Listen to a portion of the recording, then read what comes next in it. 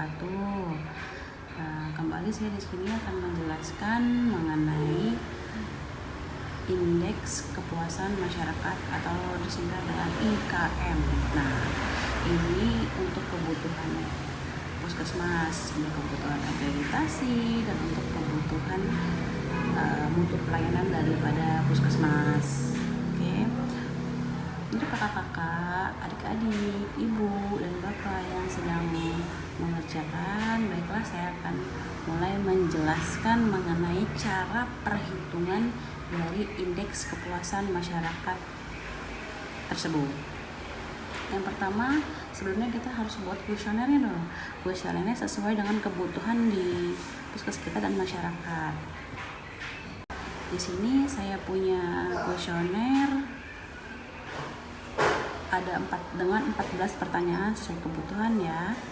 Nah, ada 14 pertanyaan dengan satu pertanyaan dengan 4 jawaban A, B, C, dan D dengan nilai pertanyaan 1, 2, 3, dan 4. Nah, di sini sudah ada nilainya. Nah, ini poinnya, sudah ada poin-poinnya. Poin 1 untuk ini termasuk dari codingnya. Nah, kemudian setelah kita sudah buat kuesionernya, kita tahu jumlah sasaran daripada responden yang akan kita ambil untuk survei. Saya contohkan misalnya responden yang akan kita ambil itu 200 responden. Oke. 200 responden kita bagikan kuesionernya, terus suruh mengisi daripada lembar tersebut, lembar kuesioner tersebut. Kemudian atau jika ada responden yang tidak dapat menulis, bisa kita bacakan.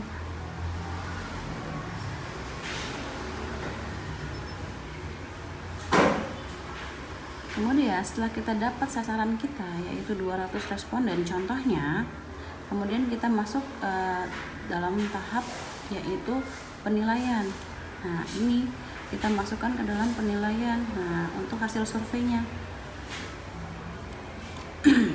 yaitu kita masukkan ke tabel Excel. Nah, di sini untuk pengolahan data kepuasan masyarakat ya. Kemudian tadi kita mempunyai 14 pertanyaan. Di sini ada 14 pertanyaan. Nah, apabila ada 9 pertanyaan berarti ya nilainya U9 aja gitu ya. Ada unsurnya cuma 9. Kita mempunyai unsur 14 ya, 14 pertanyaan. Dan kita ada responden berapa? Ada responden 200. Nah, di sini sampai 200 responden. Oke. Nah, setiap responden kita nilai tadi nilainya sesuai dengan hasil kita tadi. Apakah 3, 4 sesuai sama poin yang tadi kita masukkan. Nah, ini sesuai sama poin yang ada di sini. Oke. Jika dia jawabnya tidak mudah, artinya poinnya 1. Jika dia jawabnya mudah, berarti poinnya 3. Tuh. Sesuai sama poin yang ada ya. Jawab 3, 4 atau 3 gitu, sesuai sama poin yang ada. Oke, poin yang didapat ya. Kemudian setelah poin sudah kita dapat, sudah kita masukkan, kemudian kita mencari nilai. Pertama jumlah nilai, kemudian NRR timbangan, dan penilaian keseluruhannya ya. Yang pertama yaitu jumlah nilai, di mana jumlah nilai merupakan jumlah keseluruhan dari setiap pertanyaan. Nah, yang pertama itu pertanyaan 1. U1 atau unsur 1 dari responden pertama sampai responden terakhir yaitu responden ke 200 dijumlahkan. Nah, pertanyaan dijumlahkan pada pertanyaan kedua, pertanyaan ketiga, keempat sampai pertanyaan ke-14 begitu. Kemudian untuk NNR, nilai rata-rata per unsur, yaitu gimana kita mencari nilai rata-ratanya. Nilai rata-rata yang tadi yaitu jumlah tadi 642 dibagi dengan jumlah responden. dibagi jumlah responden yaitu 200. Nah, ya, B212 dibagi A211. Jadi ini jumlah pertanyaan yang pertama tadi dibagi sama jumlah responden, kita dapat nilai rata. Begitupun dengan pertanyaan berikutnya sampai pertanyaan ke-14. Oke. Nah, jadi begini. Untuk NRL, nah, nilai unsur rata-rata. Ya. Yaitu jumlah total skor responden, ya, jumlah total skor responden dibagi dengan jumlah responden 200. Oke, dapatlah nilainya 3,2. Begitu selanjutnya. Kemudian untuk NRR timbangan, nah ini nih, NRR timbangan ini nilai rata-rata tadi 3,2 ini dikali dengan 0,071. Di mana 0,071? Nah, inilah kita lihat nilai bobotnya, yaitu jumlah bobot dibagi jumlah unsur, di mana jumlah bobotnya itu 1 dibagi pertanyaannya ada 14. Kalau pertanyaannya 9 berarti 1 dibagi 9. Kalau pertanyaannya ada 10 berarti 1 dibagi 10. Nah, ini ya. Nah, di mana kita ada pertanyaan 14 berarti kita memiliki nilai bobot rata-ratanya itu 0,071. Jadi untuk mendapatkan 0,02 ini pada nilai rata-rata timbangan ini, berarti nilai rata-rata unsur 3,2 dikali 0,071 didapatlah 0,2. Begitupun selanjutnya. Oke.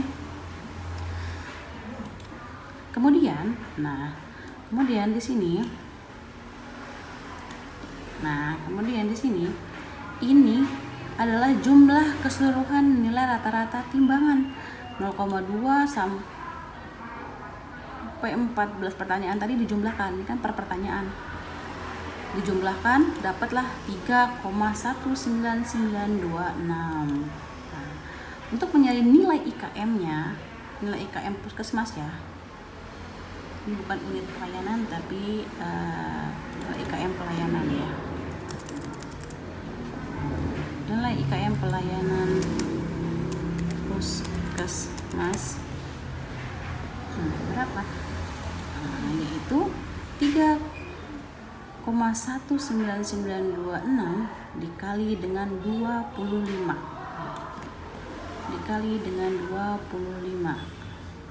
Gitu.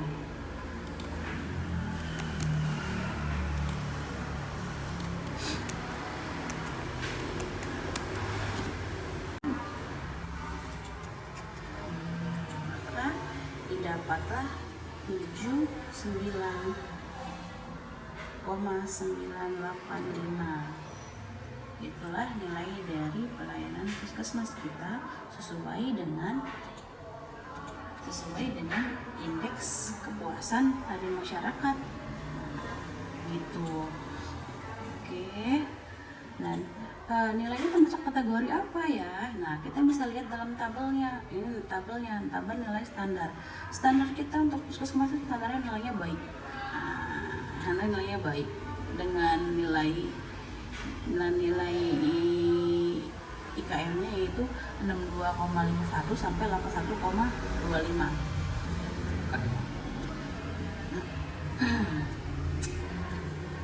Standar kita apa? Berarti paling tidak standar kita minimal 62,51. Oke, sampai 81,25 kategori baik. Nah, sedangkan ini kita 79,9815, artinya kita sudah dalam kategori baik yang melebihi 62,51 nilainya. Ya, begitu. Dapat di hasilnya nih ya, di sini sudah tentukan.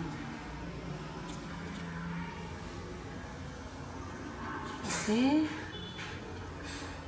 Selanjutnya, setelah kita melakukan pengolahan data, kita dapatnya hasilnya segini. Udah dapat nilainya yaitu baik. Setelah selesai, Kemudian kita buat dalam bentuk laporan. Nah, inilah laporannya, laporan hasil survei tadi itu kebutuhan akreditasi.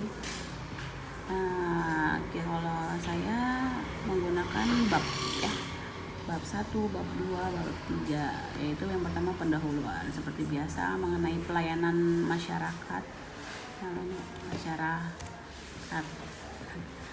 masyarakat, tujuannya, manfaatnya, kemudian sasaran dan waktu pelaksanaannya. Kemudian pada bab 2 kita bahas mengenai unsur tadi. Yang pertama unsurnya, kepuasan masyarakat, teknisnya, bagaimana pengambilan datanya, metode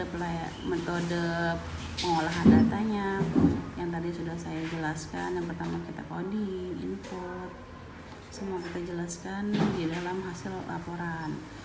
Terus ini indeks kepuasannya, indeks kepuasan langsung kita masukkan hasilnya, dimana targetnya itu 62,51 ya. Nah, ini dia di bab 3, yaitu ada hasil analisis datanya. Kita tuliskan yang tadi 14 tadi, kita masukkan ke dalam sini gitu. Oke, tadi berapa nilainya tadi? Tadi nilainya 79. Nah, ini untuk kesesuaikan list ya, contohnya 79,815. Artinya telah memenuhi standar IKM 62,51. Kita masukin hasilnya ke sini, terus penilaian. Nah, ini kita rencana setelah kita lihat hasilnya gimana rencana kita tindak lanjutnya gitu ya. Kita buat sesuai dengan perencanaan kita. Oke. Kemudian penutup. Dan rencana tindak lanjutnya jangan lupa ditulis, karena ini yang penting, yaitu RTL. Karena semua hasil harus kita tindak lanjuti sesuai dengan kebutuhan. Oke, sampai di sini penjelasan dari saya mengenai survei indeks kepuasan masyarakat atau IKM. Terima kasih. Assalamualaikum warahmatullahi